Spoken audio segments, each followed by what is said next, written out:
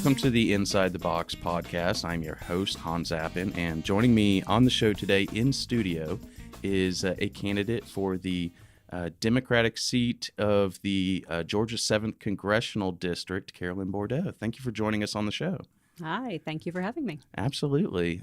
So you are running to replace the retiring Republican Congressman Rob Woodall, who's retiring at the end of this term. And this is actually your second go at it. So you came really, really close in 2018. So I just want to start off by asking you sort of why do you want to take another stab at it, and maybe what are some of the differences between your 18 race and what you're working on now? Yeah, so the last race ended up being the closest in the country. It was 433 votes. And of course, the 7th District was a place where there are a lot of voting issues also that occurred. So let's see. This is now considered to be one of the top prospects for Democratic pickup going forward. After all of that, Rob Woodall is out. And I've gotten back in. And I would say, last time I ran very much on healthcare. Other key issues were transit, education, and also, trying to bring back some discourse to our national level that was not as racist and sexist and isolationist, really kind of celebrated diversity in a global community. I'd have to say none of that has changed, right? Mm-hmm. The same issues are out there. We've gone from 110,000 people in the 7th without health insurance to 134,000 now. That situation is just deteriorating. Obviously we still have huge problems with congestion, education, and, we're gradually sinking into a constitutional crisis at the national level. So to a certain extent, it's a continuation of your 2018 race, but in your view, what you were running on has gotten worse, so your message should resonate more? I think so, yeah. Okay. It's definitely deteriorating. I would say one other issue that it was out there before, but I think is becoming more and more present in people's minds is climate change. And some of we're seeing so many natural disasters. We've had 4 of the 5 hottest years on record happen in the past 5 years. And I think that's really starting to move into people's consciousness as well. Well, and it's interesting. I was doing some research for this show over the last couple of days, and I saw the same thing, that across the country, the Georgia 7th is identified as a top possible pickup for Democrats. Yeah. In this, in this cycle. And I run in some political circles. We do the Georgia Politics podcast here, and we have, consultants and elected officials coming in the room all the time. And especially in the Georgia Politics podcast, we like to just kind of talk shop a little bit. And so unfortunately, I'm a little in the weeds more than I probably should be. And I've had some conversations with folks where to a certain extent, it sounds like they think the Republicans are sort of giving up on the 7th to a certain degree and focusing on picking back up the 6th. And I've even heard to a certain extent that when we look at redistricting going forward, they'll actually put more of the liberal parts of the 6th into the 7th and more of the conservative parts of the 7th into the 6th. What are your thoughts on just sort of that whole process? And you mentioned earlier sort of the suppression of votes. Do you view, how much do you view gerrymandering as a suppression of the vote, and what can we do about it? Oh, well, that's a lot packed in there. All right. Well, starting at the top, should they give up on the 7th? I can live with that. Sure. But I'm certainly not counting on it, Sure. right? And we fought. I went through, primary, runoff, general, recount. I mean, I know what it is to go through a lot of, political battles. Gerrymandering, that's a huge problem. And what I think all of us are seeing is politics where people are being pulled, to the far left or far right. And part of that's a function of gerrymandering. And we just have districts where nobody's called to come to the center. And what's great about the 7th is it fits my political philosophy. It fits, what I believe, which is one where I think I can take a passionate stand for what about 80% of us believe in, which is some really common sense solutions to our problems. Sure. And on the Inside the Box podcast, so we're a member of a podcast network of 15 shows, soon to be 18. Congratulations. And thank you. The Inside the Box podcast was actually the first show to be listened to in all 50 states.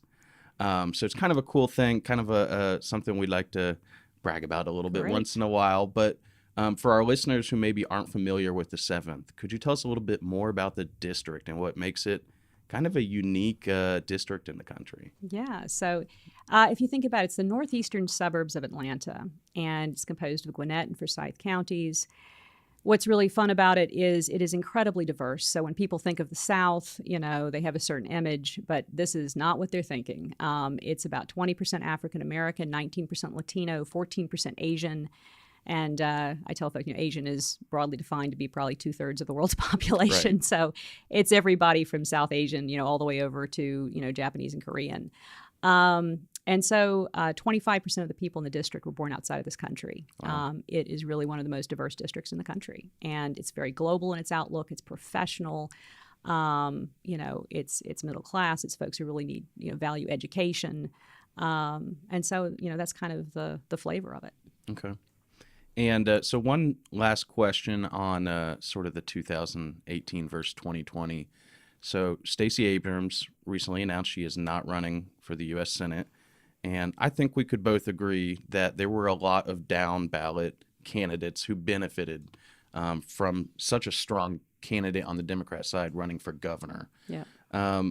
How do Democrats running for office maybe make up for that? And to what extent do you think that Donald Trump being on the ticket is what will make up for that? First of all, I love Stacey Abrams. It was an honor to campaign with her, and she really did change the dynamic here in Georgia. We are going back to the voters she galvanized, but I was very involved in that as well. We ran, very hard in trying to turn out the new generation of people who are voting, and I think we had some of the highest growth in Democratic turnout in the country. And that was amazing. But yes, I think this next round, a presidential year, is very different from a midterm and how it feels and how it looks. And we do have President Trump on the ballot, and he is a very polarizing figure. And this may be a little bit in the weeds, but how is it different running in a midterm versus a presidential year? Does your strategy change at all? You can just count on a lot more turnout, Sure. Right? Whereas in the midterm, we actually got very close to presidential year turnout in the 7th. Yeah. And so, but it wasn't presidential year. Mm-hmm. And so the other thing to know is that voter registration has changed very dramatically in the 7th. We had a 23% increase in people who registered and re-registered in the past 2 years. Wow. And so part of what's happening in the 7th is there's this underlying demographic shift. And I think that's probably what Republicans are seeing as well. Sure. What would you like to see Stacey Abrams do next? Oh. Or do you have any predictions you'd like to make on the podcast? Whatever she does, I am behind her. She is a brilliant, brilliant woman with a really good heart. And I really appreciated what she's done. You think she'd make a great vice president? Absolutely. Okay. So I want to talk a little bit more about your 2020 race. So let's start out with education. Both your parents were teachers. Yeah. And one of the things that we're seeing a trend across the country are teacher strikes. Yeah. I wish I looked for the stat. There was an article recently about how we've seen more teacher strikes in the last year or so than we had in the last 30. Yeah. Which is remarkable in that teacher unions aren't particularly stronger than they have been in that last 30 years. So why do you think we're seeing that uptick in teacher strikes, and why is that a problem? I think there has been, I think after we came out of the recession, there's been a lot of funding cuts to education, a lot of it behind the scenes. I think they've seen their health insurance, go up. Pension costs have been going up, things like that, and it's cutting into teachers' salaries and their ability to make a living. I have a cousin who was a teacher who got just very frustrated with the testing and the paperwork and dropped out. We were all so disappointed. We just need to do a lot more to support our teachers. I think all of us know that the key to the new economy, the key to our future, the key to our children's future is a very, very strong education. We've got to be able to compete on a global economy, and we've got to lean into education. Well, how do we compete on a global economy? What are some of the things we could do differently to sort of make strides towards those efforts? Right. So we need to pay a lot of attention to early childhood education, and that's something that comes up over and over again as I'm out there campaigning. We just have kids getting into third grade who can't read at grade level, and that's one of the greatest predictors of school-to-prison pipeline, as well as, future career success. And things like having pre-K, we are going to have to start investing in making sure that everybody has some access to pre-K, quality pre-K. And then go down and make sure folks have childcare, that is of quality and that their children are getting the education that they need to be successful. And we are going to have to lean into that. Okay. And so related to education, but switching gears on you just a little bit, you mentioned in sort of your biography on your campaign site that you graduated with a lot of college debt.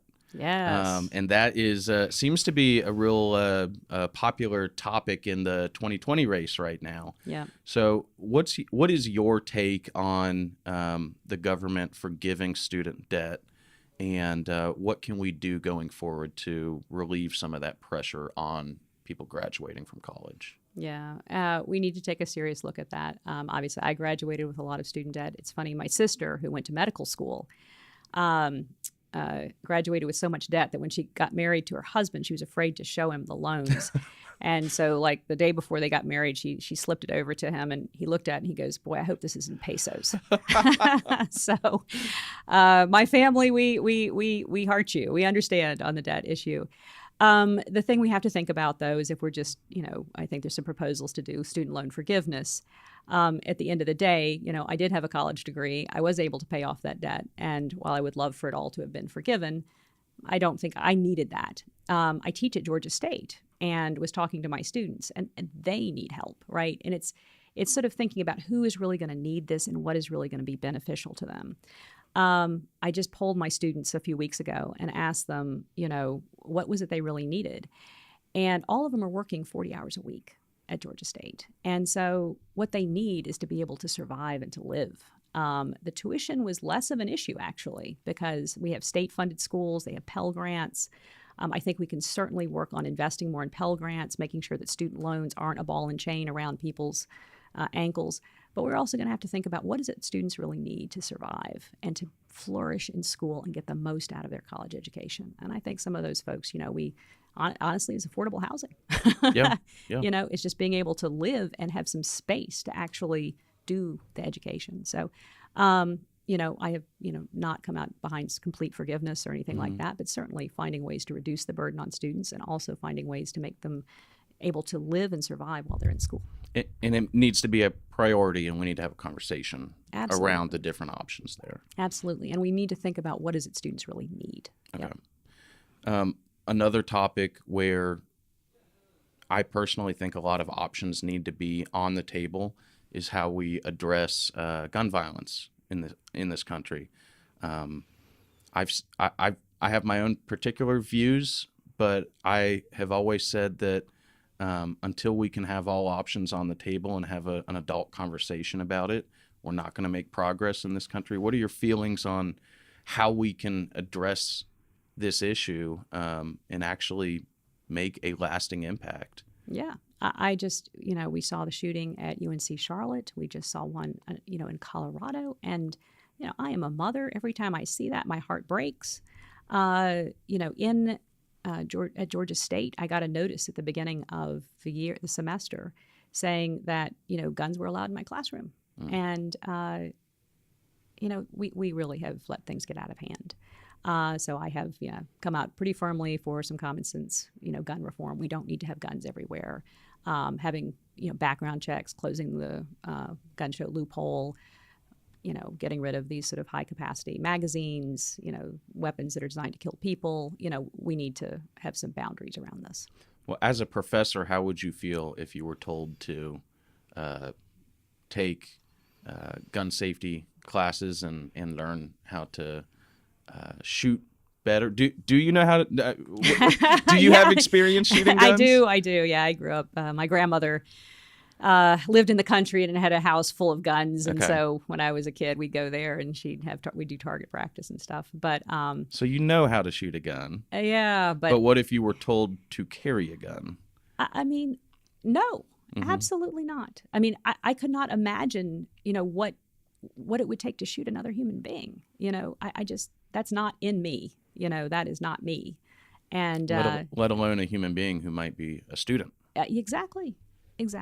And I have had colleagues who, have been walking around the classroom, they look down and they see a gun in a student's bag. And that is terrifying. You're like, what are they going to do with that gun? What if they get angry about something? What if they're depressed? And this is just, it's too far. I actually looked it up last night, and you mentioned some of the recent shootings at UNC Charlottesville and whatnot.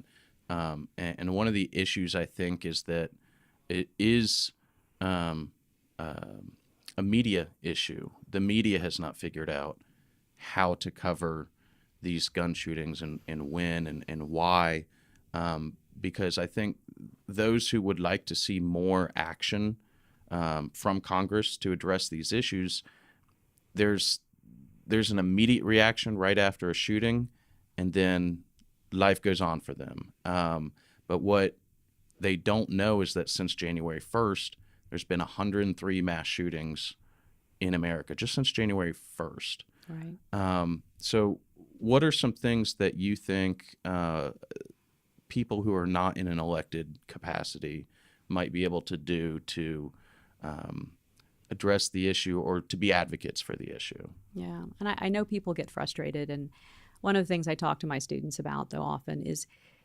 moving the needle on these things does take some time. It takes time and patience, but concerted pressure being brought to bear on elected officials. And I think this next election, every election is going to count if you care about that issue, and so it is to get out there and make changes at the ballot box. Absolutely. I want to ask you a little bit about healthcare. Okay. That seems, when we look at polling issues, that's still the number one concern, at least on the Democrat side of things, across the country. Let's start out with the big popular one. Where do you stand on Medicare for all? Yeah. So what I've come out for is introducing a public option to the exchange, which could be a version of Medicare. 50% of the people in the 7th District get their insurance through their employers. And so I think it would be an enormous change to take that away from them. That being said, we need affordable quality health care for everybody. And there are different ways to get there, but I am all about getting there. Okay. And could you speak a little bit to the issues that maybe are unique to Georgia as well, and that we have some different challenges where Medicaid in particular has not been expanded, and we have some hospitals, especially in rural Georgia, who have some unique challenges as well. How will you be able to fight for Georgia and some of our unique problems when and if you're elected to Congress? Right. So one of the things you may know from my bio is that I was director of the Senate Budget Office here in Georgia during the Great Recession. So I'm very familiar with what Georgia can and cannot do. And I can tell you with absolute certainty there's no reason Georgia, can't afford to expand Medicaid. Georgia can afford to do that. That is nuts. It means that the state leaves on the table, the number from last year was $2.2 billion, but I just saw a number that's $3 billion a year that the state is not taking in. To give you some context, the state passed legislation to try to help rural hospitals that was like a $100 million tax credit. That's $3 billion versus $100 million. Those are big differences in those numbers. And so by expanding Medicaid, Georgia would bring an enormous infusion of support for our healthcare system that's needed both on a human level and, for rural hospitals and for rural Georgia to survive. So I think that is incredibly important. At the federal level, what you see is the Affordable Care Act being challenged, both in the court and legislatively and in the budget. And, if Georgia's going to expand Medicaid, it's got to have the federal program there to be available to expand. And right now that is absolutely threatened.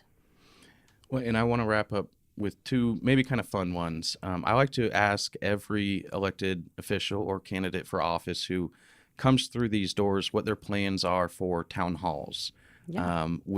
Being a media organization, we're advocates for a citizen's ability to have access to their elected officials. So, were you to be elected, have you thought about that yet? Oh, What's your yes. plans for town halls once elected? Yeah. No, my previous opponent would only do the town halls. So, yes, no, I have signed a town hall pledge to do a town hall at least once a quarter. Okay. But I hope I'll be doing town halls and coffees and all sorts of publicly available events Okay. throughout my time there. Perfect. And then last question, the 2020 race for president. Is it safe to assume you don't have a favorite yet? No, I'm staying out of that. Well, let me ask you this then: what are the qualities you're looking for in the 2020 nominee? Good question. I would say, first of all, we have a great slate of folks to pick from, and that's kind of part of our problem. Yeah, I am looking for someone, who can bring us together and who also sets a very different tone and tenor from the current occupant of the White House. Someone who is, ethical and serious about fixing some really serious problems we face in this country. Do you buy into this argument at all that we need to nominate somebody who can, with the best chances of beating Trump, or nominate somebody that has the best plan of action once in office as president? When I've hired people, I always just go for the person who I think would do the best job. Okay. And I don't try to game it out. Right. And that's what I want to see. Okay. Well, I want to thank you very much for coming on the show today. If somebody likes your message and is a voter in the 7th District, how can they get in touch with you or get more involved in your campaign? Yep. So you can go to our website. It's carolynforcongress.com. And there you got phone numbers and places to sign up and information about the campaign. Perfect. Well, thanks again for being on the show. We'll hopefully do it again soon. Great. Thank you for having me. Thank you.